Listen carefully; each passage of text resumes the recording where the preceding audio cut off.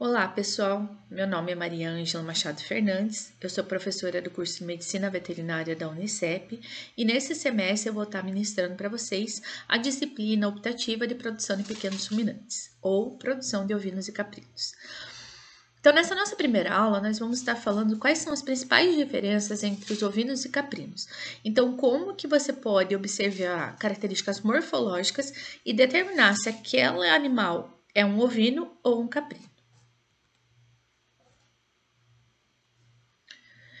Então, será que você sabe diferenciar um caprino de um ovino? Então, muita gente confunde. São espécies que apresentam algumas características semelhantes, mas são espécies diferentes e não acontece o cruzamento entre ovinos e caprinos. Então, é muito comum, de primeiro momento, né, quem não está tão habituado com manejo ou conhecer um ovino e caprino, a falar que a principal diferença entre essas duas espécies é a presença de lã. Então, o animal que está na nossa esquerda seria um ovino, porque ele tem lã, e nesse caso está correto, e o animal da direita, um caprino, porque ele não tem lã. Mas nem todo ovino tem lã. Aí você falaria, então pode ser porque o animal da direita ele tem chifre. Mas a gente tem algumas espécies de ovino que também tem chifre, pode ou não ter chifre, dentro da característica racial. Então, vamos ver outras características que diferenciam essas espécies. Por exemplo, aqui. Então, esses animais, eles não têm lã. Então, seria um caprino? Mas não, quem conhece, é uma raça que também é bastante criada aqui na nossa região, o Dorper, os cabeça preta e corpo branco, e os totalmente branco ali são os White Dorper, são raças da espécie ovina. E esse animal aqui, parece que ele tem lã, não é mesmo? Mas não, esse aqui é um caprino da raça Angorá. Então vamos primeiro falar sobre a classificação taxonômica dos ovinos e caprinos. Então, primeiro, nós temos que as duas espécies são do reino animal, da classe mamália, que são dos mamíferos, da ordem dos ungulados, eles são animais biungulados, que o casco ele é fendido, então ele tem 2 dígitos. Eles são da subordem de ruminantes, então eles apresentam o rume, que é aquela câmara de fermentação. São da família Bovidae, dos bovídeos, que são os ruminantes domésticos. Quanto ao gênero, são dois gêneros distintos. Então, a gente tem os ovinos, que são os ovis aires, e os caprinos, que são capra hircus. A espécie ovina e a espécie caprina. O número de cromossomos diferencia entre as duas espécies. Nós temos os ovinos com 54 cromossomos e os caprinos com 60 cromossomos.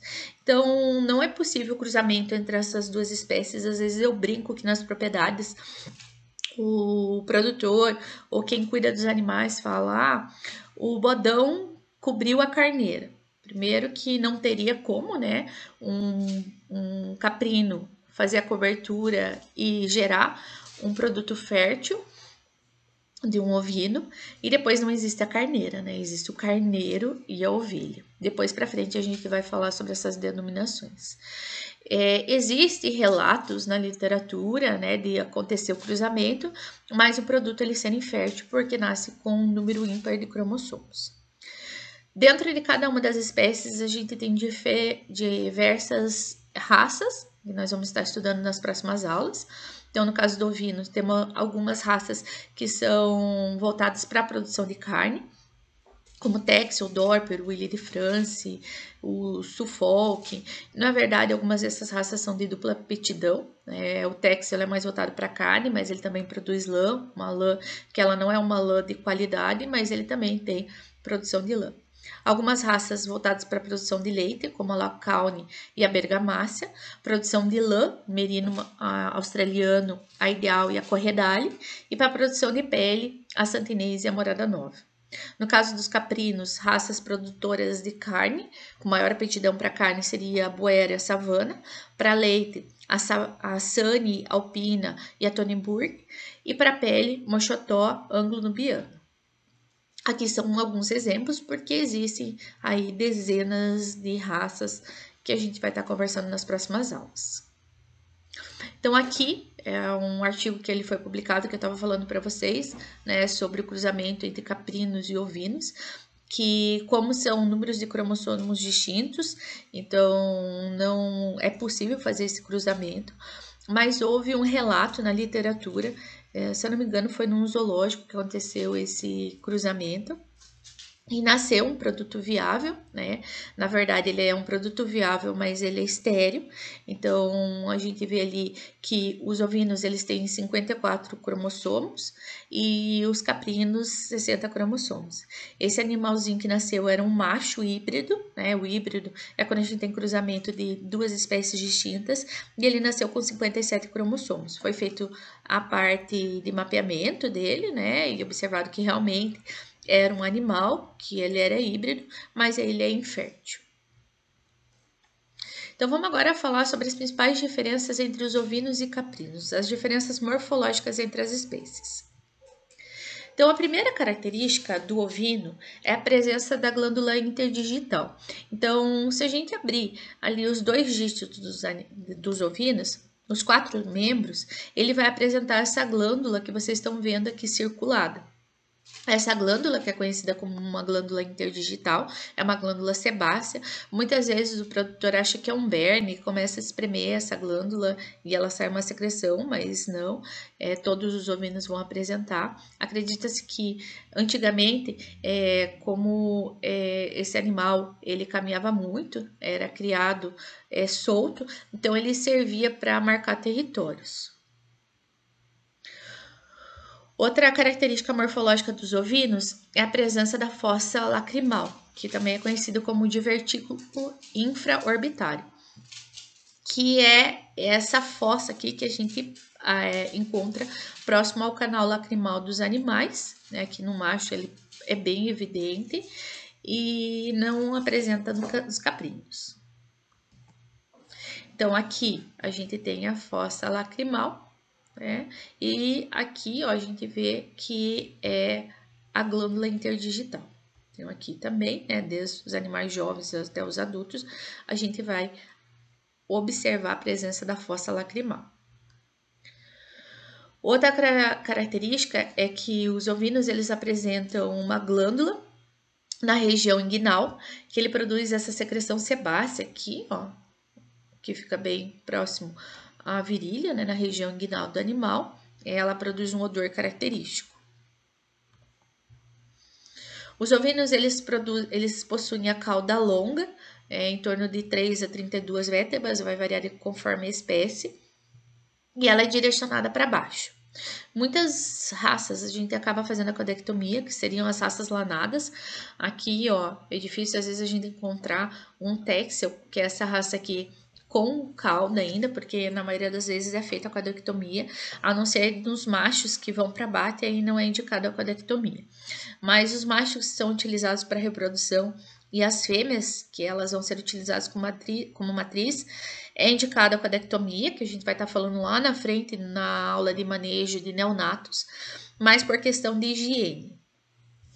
Já as raças deslanadas, aqui a gente tem a Santa Inês, mas aqui na região a gente encontra bastante Dorper, Morada Nova, que são raças deslanadas, então devido à ausência de lã, não acaba acumulando, por exemplo, fezes ou resto de placenta que pode provocar miíases, então não tem por que a gente fazer a caudectomia.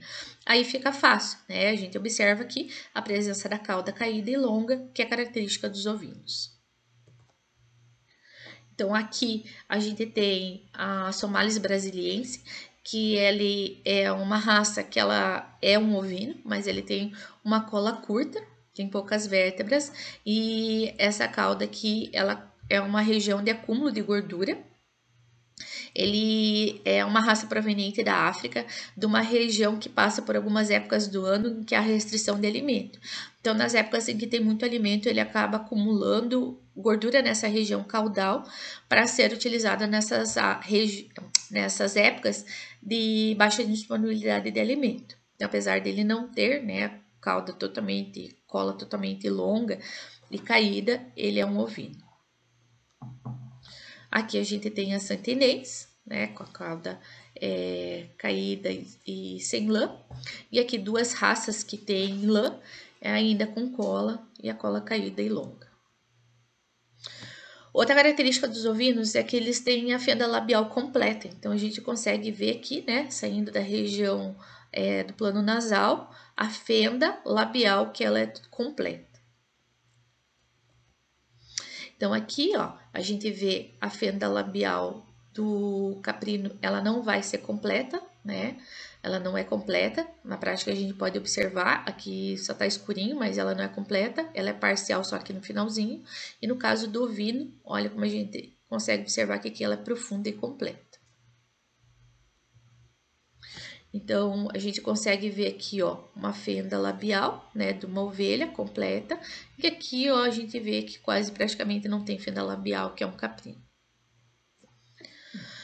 Algumas raças de ovino, elas podem ou não apresentar cornos.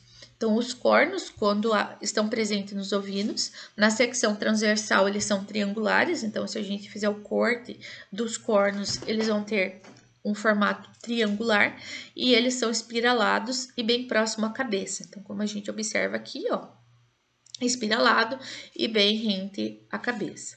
Algumas raças, como por exemplo o Dorper, eles têm só resquícios de chifre. E a gente acaba tendo que mochar eles quando eles são jovens, porque esses chifres eles são irregulares e como eles crescem próximo à cabeça, eles podem começar a machucar a região do crânio do animal. O ovino ele apresenta um perfil nasal convexo, a gente consegue observar aqui, ele é mais proeminente nos machos. Então, aqui a gente observa um ovino, aqui a gente vê o perfil dele bem convexo, aqui a gente vê a fossa lacrimal, aqui embaixo, essa região mais escurinha aqui, a gente tem a glândula interdigital. A cola dele está cortada, mas a gente consegue ver as outras características. Esse é um animal da raça Dorper. Aqui da raça Dorper que eu falei para vocês, atrás a gente tem um caprino, aqui a gente tem um ovino, né, mestiço santenês com Dorper, e a gente vê que aqui ficou um resquício de chifre, que era o que eu estava falando para vocês, como ele cresce rente à cabeça e tende a ser espiral, se ele não for removido, a gente tem que ficar fazendo cortes, lixar, senão ele acaba machucando a região do crânio do animal. E em relação às características dos caprinos, características morfológicas em que a gente pode estar identificando num caprino. Então, a primeira característica é que eles não apresentam a fossa lacrimal, que é aquele divertículo infraorbitário. Então, vocês observam aqui, tá a glândula lacrimal, né? E aqui a gente não tem aquela região mais funda, né? Que é do divertículo infraorbitário. Aqui a gente já consegue ver que o plano nasal ele não é convexo, ele é mais retilíneo. Eles também não apresentam a glândula interdigital, então aqui na região próxima ao casco a gente não vai ter a glândula interdigital e nem aquela glândula inguinal que produz aquela secreção sebácea aqui na região inguinal, tanto do macho quanto da fêmea. Algumas raças, o macho e a fêmea, eles podem apresentar a barba. Então, por exemplo, aqui esse animal branco na nossa esquerda é um animal da raça Sani. Na raça Sani, tanto o macho quanto a fêmea, eles podem apresentar barba ou não, então não é obrigatório, né? E aqui no lado que é uma raça para a produção de leite, e no nossa direita a gente tem um animal da raça Boer, que é uma raça voltada para a produção de carne, e em geral o macho apresenta barba. Então, aqui a barba. E aqui a gente já vê outra característica, que é a presença dos brincos. Nem todas as raças caprinas apresentam brinco. E dentro de algumas raças, por exemplo, a Sani aqui, o animal pode ou não apresentar brinco. Então, não é obrigatório para a classificação do animal perante a associação que todos apresentem brinco para eles serem registrados. Mas existem algumas raças, principalmente o santenês, o morada nova, dos ovinos, que eles também podem apresentar brinco. Então, a presença do brinco não é uma característica somente de ovino ou somente de caprino. A presença do odor hircíneo, que é uma característica marcante do caprino, principalmente o macho, né, que é aquele odor forte e adocicado, que muitos dizem que é um odor afrodisíaco, E algumas pessoas, quando consomem a carne caprina do animal mais velho que tem aquele sabor mais acentuado, eles falam que essa característica é desejável, mas é esse odor que é produzido por uma glândula que ela fica atrás dos cornos do macho. A função dessa glândula é produzir esse odor, né, que segundo a literatura, a cabra, a fêmea, acha maravilhoso. É o perfume do bodão. Uma característica bem marcante dos caprinos é a presença da cauda curta e levantada, então eles têm de 12 a 16 vértebras, é uma cauda relativamente curta e ela sempre vai estar levantada. Então, quando você vê um caprino, que é a forma mais fácil da gente diferenciar, se o animal tiver a cauda ereta, em pé, a gente já sabe que é um caprino. Se ela tiver a cola caída, a cauda caída, a gente já sabe que é um ovino. Aqui, né, tá para baixo a cauda do animal, mas não é comum de acontecer isso. Ela geralmente vai estar virada bem para cima, ou pelo menos reta. Aqui a gente observa a presença de chifre. Mesma coisa que os ovinos, não são todas as raças que têm chifre. As raças que apresentam chifre, então no corte transversal ele vai ser ovalado. Lembre-se que dos ovinos ele tem um formato mais triangular. Lá na faculdade eu tenho, vou mostrar para vocês os cornos, né? Da chifre são cornos. E eles são achatados e voltados para trás. Lembre-se que dos ovinos eles são rente à cabeça e são em forma de espiral. O perfil nasal ele é plano e curto. Lembre-se que dos ovinos, ó, aqui ele é bem retilíneo, né, bem plano. Dos ovinos ele é bem convexo. Então aqui, perfil nasal retilíneo. Ele tem a presença dos cornos voltados para trás, né? E ele não tem aqui o divertículo infraorbitário. Esse aqui é um caprino, tem a presença da barba também, um caprino da raça Boer. Aqui a gente tem caprinos também, né? A presença dos brincos. E aqui a cauda em pé, a cola em pé, que caracteriza um caprino. Aqui a gente vê a fenda labial parcial, que já caracteriza um caprino, a cola ereta, né, que caracteriza um caprino. Olha o plano bem retilíneo. Aqui, então, caprinos, presença de chifre voltado para trás, a cola em pé. Os brincos não são característicos, mas só a presença da cola ereta, curta e ereta, já classifica um caprino. E a presença dos chifres, né? Vejo que não são todos os animais que apresentam, mas quando apresentam, são chifres voltados para trás e ovalados. Aqui a gente já tem ovinos, ó, também não apresentam lã, são ovinos santinenses. Eles têm a cola caída, né? Tem a presença do divertículo infraorbitário, bem acentuado aqui, a cola longa voltada para baixo. Aqui nós temos caprinos também, com a cola ereta. E agora eu vou deixar para vocês, para essa primeira aula, vocês fazerem esse trabalhinho. Quero que vocês montem no caderno de vocês essa tabela e completem ela e depois levem na aula para eu dar um visto. Então, vamos fazer uma tabela com a diferenciação entre os ovinos e caprinos em relação à presença de glândula interdigital, divertículo infraorbitário, a presença da barba, odor e estínio, como que é a cola deles ou a cauda, como são os chifres, os cornos, em secção transversal e como que é o plano nasal desses animais. Agora, só para finalizar, vamos só fazer a nomenclatura de cada uma dessas famílias. Então, dentro da família caprina, a gente tem um macho reprodutor, que é o bode. A fêmea, que é a nossa matriz, é a cabra. E os filhotes, eles são os cabritos e cabritas. Não existe uma denominação para os animais quando eles estão na puberdade, tá? Então, são os cabritos e as cabritas. Quando elas entram em montas, elas passam a ser cabras. Cabras nulíparas, quando elas nunca pariram. Cabras primíparas no primeiro parto e cabras multíparas. Dentro da família ovina, então a gente tem o carneiro, que é o macho adulto reprodutor. A ovelha, que é a fêmea adulta utilizada como matriz. O filhote, ele é chamado de cordeiro ou cordeira para as fêmeas, e após o desmame ou ele entrar na puberdade, a gente vai chamar eles de borregos e borregas.